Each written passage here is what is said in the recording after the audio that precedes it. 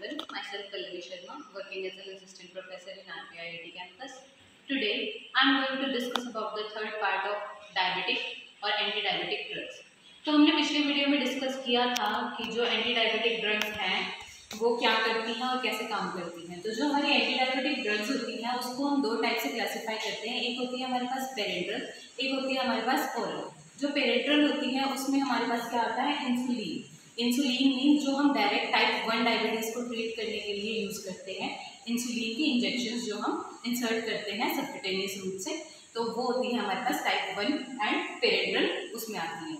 तो हमारे पास इंसुलिन क्या काम करता है, ये जो है मेन सेंट्रल रोल इसका प्ले करता है ह्यूमन मेटाबॉलिज्म में।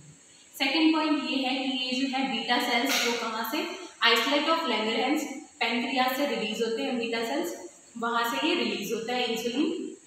थर्ड क्या होता है कि जो ये इंसुलिन होता है ये 110 अमीनो एसिड्स की फॉर्म में जो है बीटा सेल से रिलीज होता है, उसका नाम होता है हमारे पास प्री प्रो इंसुलिन।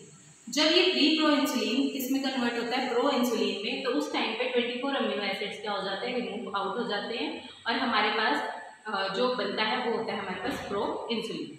अब जो ये प्रो इंसुलिन है ये क्या होगा, इसकी प्रोटियोलाइसिस होगी किसमें, गोल्जी अपरेटस में। वहाँ पे क्या होगा, एक 35 अमीनो एसिड की सी पेप्टाइड चेन जो है वो वहाँ से स्प्लिट ऑफ हो जाएगी, ठीक है। और लास्ट में जो ये सी पेप्टाइड चेन है ये ब्लड के साथ सिक्रीट होती है। अब जो हमारा इंसुलिन है इसके अंदर दो चेन होती है, एक ए चेन होती है, एक बी चेन होती है। जो हमारा इंसुलिन है 51 अमीनो एसिड्स का रह जाता है लास्ट में। ए चेन जो होती है उसके अंदर हमारे पास 21 अमीनो एसिड्स होते हैं और जो बी चेन होती है उसमें हमारे पास 30 अमीनो एसिड्स होते हैं। और जो ये आपस में जुड़े होते हैं ये जुड़े होते हैं डाइसल्फाइड बॉन्ड्स के साथ। अब जो ये डाइसल्फाइड बॉन्ड्स हैं ये हमारे पास सिर्फ सिस्टीन में प्रेजेंट होते हैं क्योंकि वो सल्फर कंटेनिंग कंपाउंड होता है। तो ये बॉन्ड फॉर्मेशन होती है A7 B7 की डाइसल्फाइड में और ऐसे ही A19 एंड B20 की डाइसल्फाइड बॉन्ड में। इसको हम बोलते हैं इंटरमॉलिक्यूलर बॉन्डिंग। Thank you.